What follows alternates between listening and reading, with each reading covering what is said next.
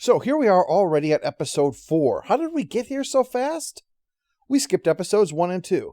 Follow me to learn more life hacks.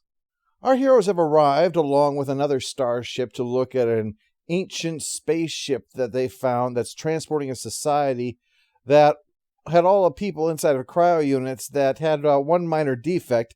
They all turned off. So now there's nothing but mummies inside. I mean, I'm guessing that that's what happened here. It's entirely possible they started out as mummies. That would certainly be interesting. Maybe somebody somewhere was expecting these mummies. You know, they're tapping their foot on some beach planet, waiting for their delivery of mummies to arrive and start serving the drinks to all the customers, placing furious calls to the company that they bought them from to find out what's going on because the tracking history stopped 1,000,000 years ago. I tell you, shelling out extra money for Nile is worth it, though. 1 to 2 free days shipping on most mummies and access to pyramid video, you can't beat it. The real deal with the ship, though, is that it's got some kind of liquid that turns lifeless material into organic matter, perfect for terraforming or messing with the Borg. This is so important, 2 ships were sent to bring it in. The other one is under the command of Captain Durango, who must... I'm so sorry. I'm sorry. It is just so much information. I don't know how you guys aren't yawning. You know, I can't help but notice that you're kind of an asshole. Speaking of which, I'm going to be changing my plans. See, I thought that the name Cerritos was really funny for a ship for some reason, and I thought, wouldn't it be much better to just change the name of the ship every single week and act like I didn't even notice? Like, one week it would just be Cerritos, and the next week it would be Cerritus, and next week it would be Cerritus, and finally the last one it would be Caritas. Well, I found out that that really irritates people, so I'm not going to do that anymore. Sorry about that. I promise you I will take this matter seriously. Oh, I'm boring. I love museums and dust and old gates. The issue with Mariner and the captain is that, and this is a secret to everyone else except for us, is that she's the captain's daughter. So these two get on like a warp core on fire. But it's the reason that she hasn't just tossed Mariner's ass out of here. So in lieu of that, Ransom suggests assigning her to every shitty job this ship has. And there are a lot of shitty things that need doing around here. Money talks and bullshit walks, so in a society without money, there's a lot of walking bullshit to clean up after. I know that means absolutely nothing, it's just, I like the way it sounds. Some days this show, I recognize it's nothing but me blithering, and so I lean into it. Meanwhile, in another moment of weird dimensional crossing, just after we introduced the idea of ascending to being pure energy over on Stargate SG-1, Tendi runs in to tell Rutherford that she's going to watch someone ascend today. So that's new. That's half the reason for the title Moist Vessel, obviously. Or it's a third of the title if you want to count Ransom's secret name for his ding-dong. She arrives and everyone's in a circle around one of those Tibetan mandalas while he's doing that Om chanting. Really? No. Relax, we got this. You just go on with the chanting. Now, it is true that you're supposed to destroy these things in the end as a reminder of the impermanence of all things. But you probably shouldn't do it in the middle of the ceremony, and definitely not like this. Very, very few religions make mention of the sacred belly flop. Anyway, the terrible jobs for Mariner. She starts out with the holodeck waste removal. Nothing is explained, and I doubt anything really needs to be. I think we all have read the tale of the holodeck janitor to know the kind of stuff that she's collecting. After that, it's off to the turbolift lubing, and finally carbon filter maintenance. Well, Mariner decides to turn it into a competition, try to inject some fun into drudgery, which is common in all of the worst jobs, like working for the Nile. I hear some of their drivers have to pee in an urn. Well, Tendi feels super bad for destroying Ascension Guy's attempts to become part of the universe, so she swings by with an unwelcome trinket to try to help, which he smashes, showing how far from inner peace he has now fallen. Speaking of the antithesis of peace, Mariner. Upon learning she's found a way to enjoy getting even the most horrible of tasks, Captain Mom decides to saddle her with the worst, most anti-Mariner duty on the ship possible. Promoting her to lieutenant. Oh yeah, And full pip, too. None of this filled-in bullshit. You are the real deal.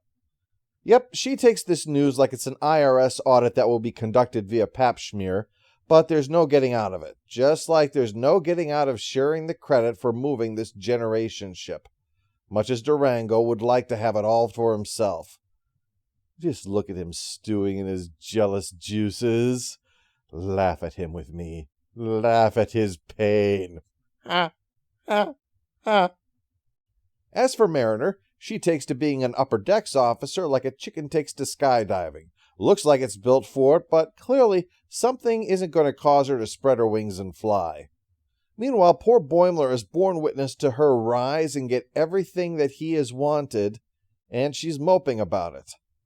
Obviously, this episode calls for a body swap plot. All we need to do is just figure out how do you make that happen. Unconventional, but I'll try anything once.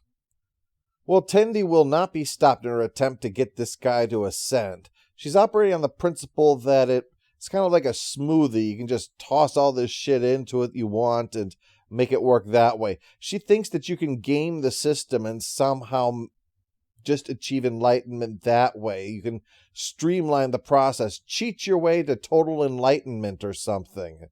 Gurus hate this one simple trick.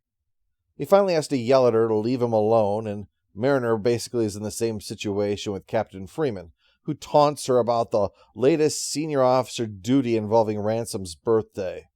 It's bad. It's being stuck on a long car ride with no AC, with a talking beige tie, that wants to talk about the dream it had where it was cream kind of bad.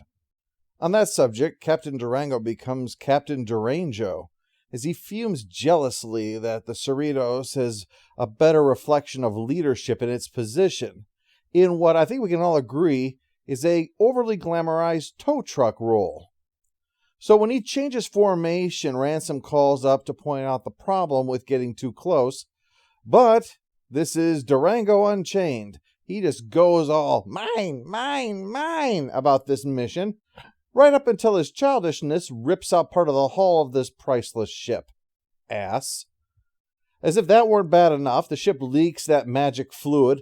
The tractor beams then suck it onto the ship and begins terraforming it. Great if it were retired on some planet somewhere, not so great if it's still in the vacuum of space. The Cerritos quickly has the same problem, and naturally, there's only one thing we can do now. Integrity is in serious jeopardy of breaking down.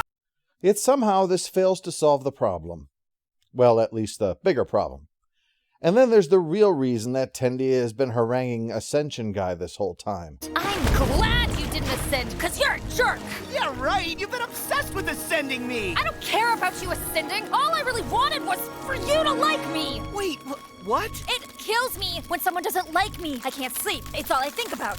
You don't come off in that story as well as you think you do. One of the new life forms interrupts because it's some kind of bomb. Nature's survival trait, exploding. So after their near death, he confesses that he has no idea how to ascend. He just made up the whole thing so that it would be something to set him apart from others, like being the foreign film guy in the office, or the one who plays the didgeridoo. It's something to let people know you're somebody who's different from the hordes of others, who are also trying to think of something to set them apart from the hordes of others. Meanwhile, Mariner and the captain are working to get to environmental controls in the hopes of reversing this, but Captain Freeman is nagging Mariner the entire time, showing where some of her issues come from. Mariner is always second-guessed, always criticized for not doing what her mom thinks is the right way. As a result, Mariner delights in disregarding protocol while still getting results.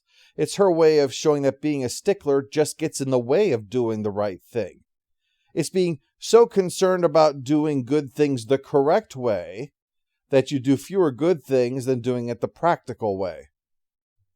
Case in point, they reach environmental controls, and Mariner has a plan that shows she understood the systems and read all the reports, despite her insistence that, I only did so because I wanted to give Mom shit about them.